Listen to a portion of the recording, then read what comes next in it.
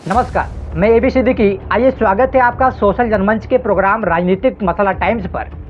राजनीति भी क्रिकेट की तरह अनिश्चितताओं से भरी होती है। कब कौन सा खिलाड़ी टीम बदलकर विपक्षी खेमे में चला जाए और फिर वहां से रन आउट होकर वापसी की कोशिश करे, कोई नहीं कह सकता।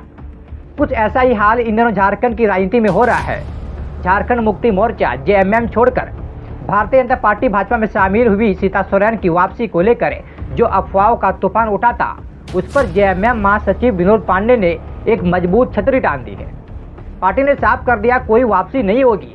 एक बार जो चला गया वो चला गया, घर लौटकर आने की कोशिश मत करिए। पार्टी में जगह फुल हो चुकी है।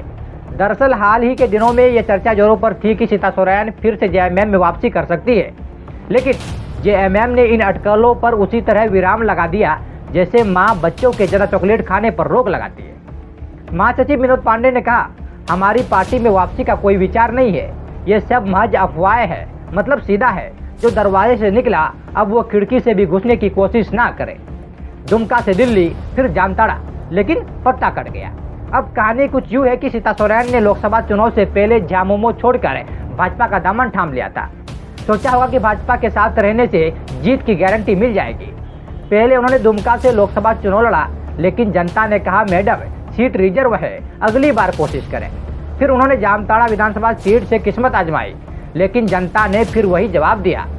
अब जब दोनों तरफ से बैकफुट पर आ गई तो चर्चा होने लगी कि शायद वो जेएमएम में वापस लौटना चाहती है, लेकिन जेएमएम ने ऐसा क्लीन बोल्ड मारा कि पेवेलियन से लौटने का भी मौका नहीं दिया। जेएमएम नेताओं का कहना है कि पार्टी को कोई पछतावा नहीं है कि सीता सोरेन चली गई। एक नेता के नाम न बताने की शर्त पर कहा, अब अगर कोई अपने ही विकेट गिराकर विरोधी टीम चला जाए और फिर वहां से रन आउट होकर वापसी करना चाहे तो हम क्या कर सकते हैं। सीता सोरेन की वापसी पर आई इन प्रतिक्रियाओं के बाद अब झारखंड की राजनीति में हलचल मच गई है। भाजपा खेमे में भी लोग सोच रहे हैं कि अब मैडम क्या करने वाली है। अब सबसे बड़ा सवाल यह है कि आगे क्या होगा। अगर जेएमएम में वापसी का रास्ता बंद हो गया है तो क्या कोई पार्टी उनका स्वागत करेगी।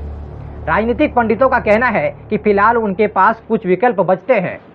सबसे पहला विकल्प है नई पार्टी बनाएंगे। अगर झामुमो और भाजपा दोनों ने दरवाजे बंद कर दिए हैं तो खुद की पार्टी बनाकर किस्मत आजमाना बुरा विकल्प नहीं होगा।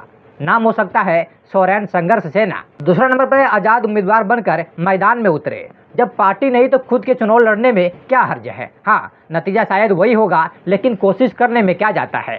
तीसरा नंबर पर आता है घर बैठकर राजनीति पर ट्वीट करें। अगर राजनीति में सक्रिय रहना है तो ट्विटर पर रोजाना बयानबाजी करना भी एक अच्छा विकल्प है। इससे पब्लिसिटी बनी रहेगी। इस पूरे घटनाक्रम पर भाजपा ने अभी तक कोई आधिकारिक प्रतिक्रिया नहीं दी है, लेकिन अंदर खाने हलचल मची हुई है। एक भाजपा नेता ने नाम ना छापने का शर्त पर कहा कि हमने सोचा था कि अगर बड़ा चेहरा मिलेगा, लेकिन जनता हमारी उम्मीदों पर पानी फेर दिया। अब क्या करें। झारखंड की राजनीति में हालात हर दिन बदलते रहते हैं। जो कल तक जेएमएम के सबसे मजबूत नेता थे वो आज दूसरी पार्टी में है। जो दूसरी पार्टी में थे फिर से वो घर वापसी का कोशिश कर रहे हैं, मगर इस बार जेएमएम ने साफ कर दिया कि यह दरवाज़ा दोबारा नहीं खुलेगा। तो अब देखना दिलचस्प होगा कि सीता सोरेन अगला कदम क्या उठाती है। क्या वो राजनीति में बनी रहेगी या फिर घर का भेदी लंका ढाए सिद्धांत पर अमल करते हुए नया गुल खिलाएगी। यह तो आने वाला समय ही बताएगा। विशेष रिपोर्ट, राजनीतिक मसाला टाइम्स।